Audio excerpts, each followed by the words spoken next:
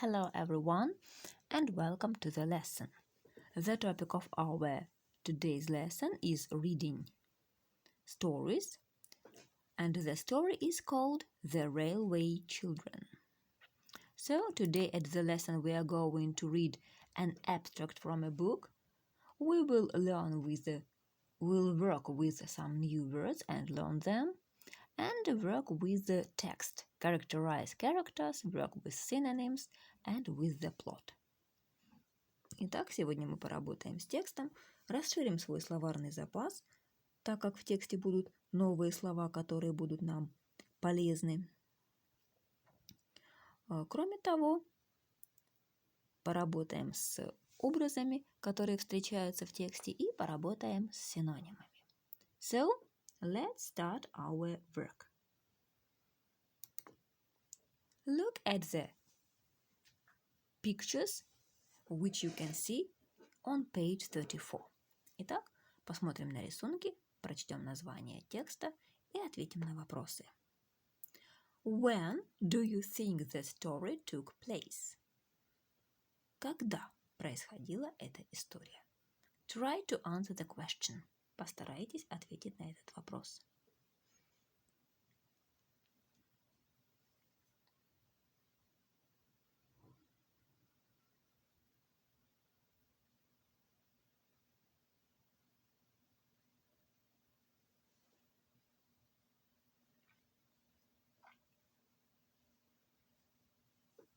Well, to check your answer, let's read the biography.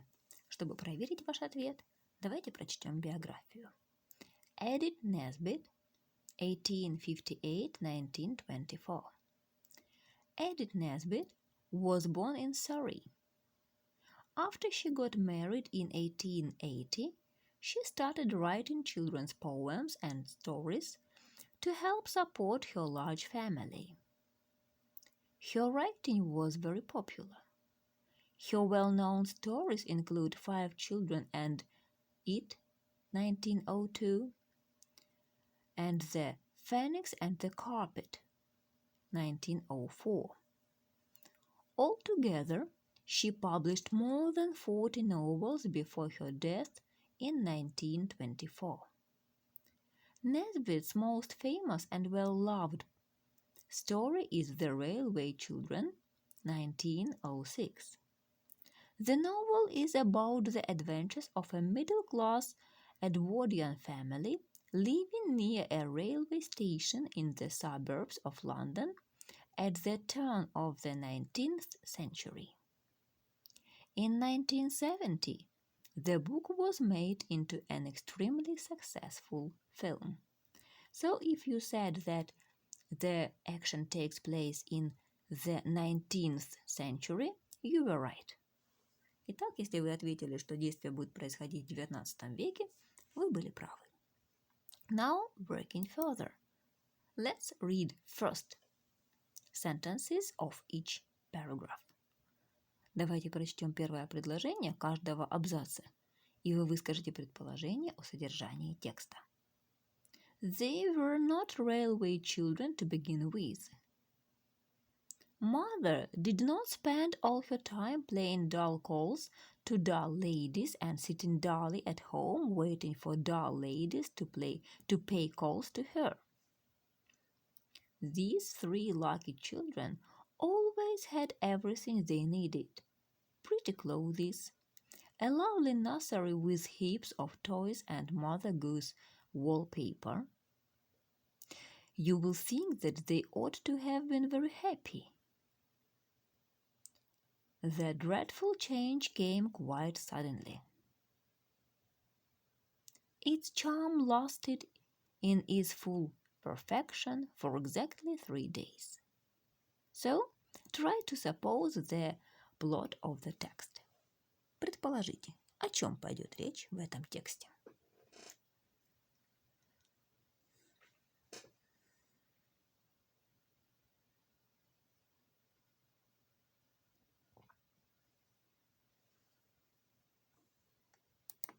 Now, let's listen and check. Слушаем и проверяем свои предположения.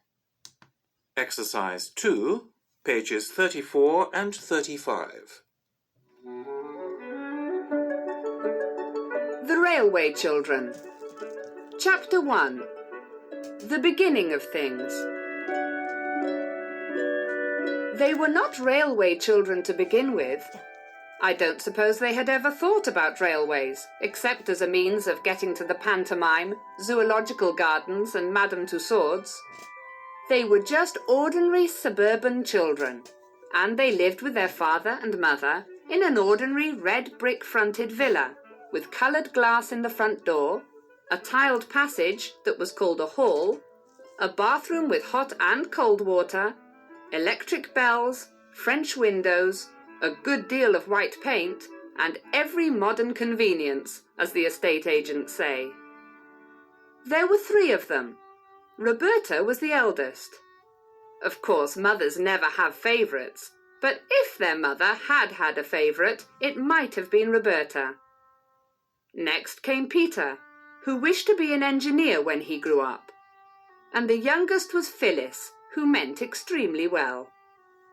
Mother did not spend all her time paying dull calls to dull ladies and sitting dully at home waiting for dull ladies to pay calls to her. She was almost always there, ready to play with the children and read to them and help them to do their home lessons. Besides this, she used to write stories for them while they were at school and read them aloud after tea. And she always made up funny pieces of poetry for their birthdays and for other great occasions, such as the refurnishing of the doll's house or the time when they were getting over the mumps. These 3 lucky children always had everything they needed: pretty clothes, a lovely nursery with heaps of toys, and a Mother Goose wallpaper. They had a kind and merry nursemaid, and a dog who was called James, and who was their very own.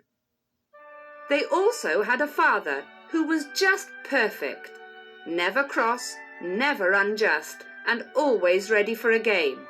At least, if at any time he was not ready, he always had an excellent reason for it, and explained the reason to the children so interestingly and funnily that they felt sure he had to do it.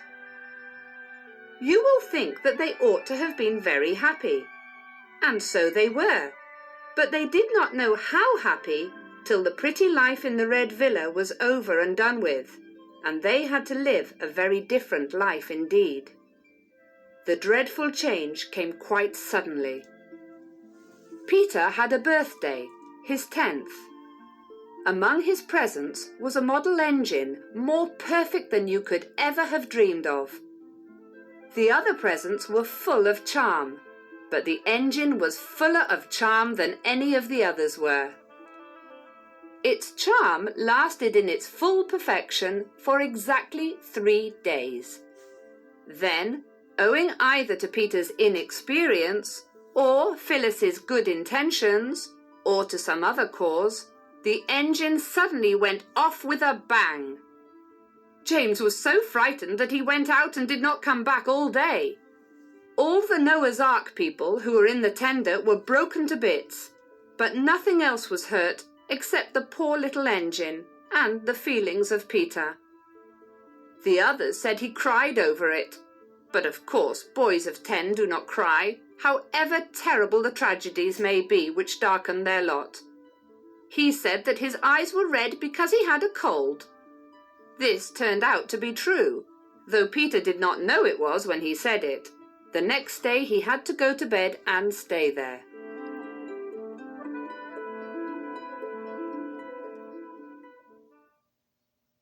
So, we have listened to the story, and I hope it was understandable. Я думаю, текст был понятен, и ваши предположения вы проверили. Now, let's check how well you understood the text. Давайте проверим, насколько хорошо вы поняли текст. Перечитайте его и выполним тест.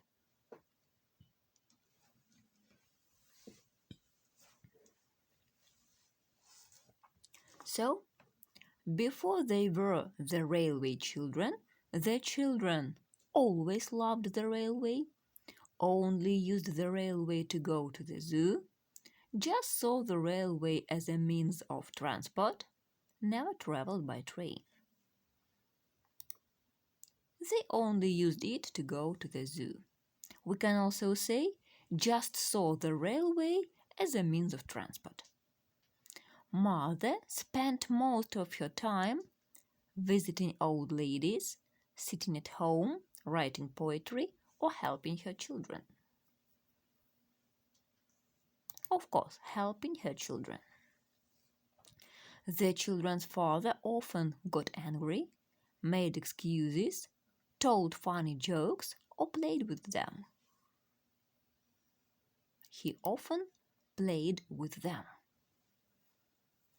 The exploding engine didn't frighten the dog, didn't hurt Peter's feelings, didn't injure Peter, didn't break the Noah's Ark people. So it didn't injure Peter. Peter went to bed because he was very upset, he had caught a cold, he had a problem with his eyes, or the others told him too. He had caught a cold. Well managed. Now we are working with the synonyms. You are given some words: recovering from, proved to be, became an adult, invented, exploded. You are to look through the text and find synonyms among highlighted words. Ваша задача подобрать синонимы среди выделенных желтым слов. Working.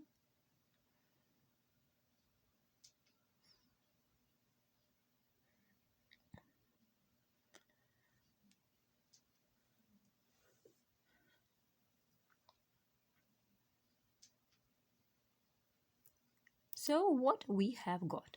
Recovering from, getting over, выздоравливать. Proved to be, turned out, оказаться.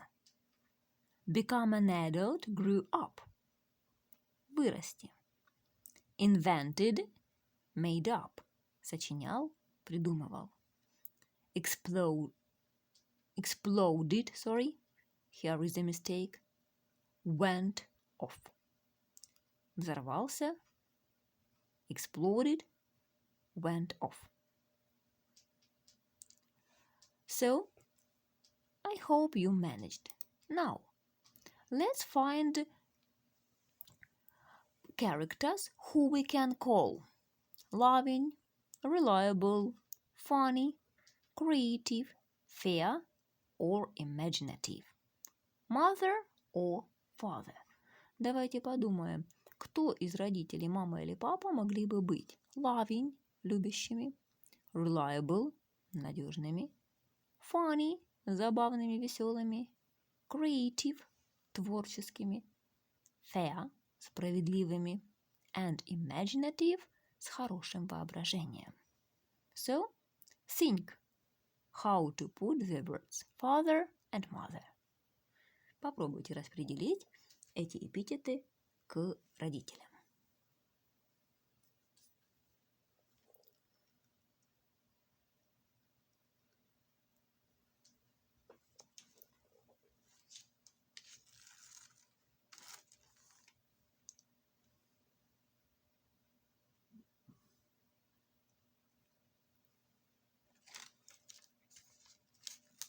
Well, let's check. Loving. Of course, it was children's mother. Reliable, both father and mother. Funny, children's father. Creative, mother. Fair, father. And imaginative, again, father. Your homework. Итак, ваше домашнее задание. Вы перечитываете текст, и вы выполняете письменно упражнение 7 на страничке 35. Представьте, что вы Питер, и вы ведете дневник. Опишите события этого дня с точки зрения 10-летнего мальчика. For today, that's all. Goodbye.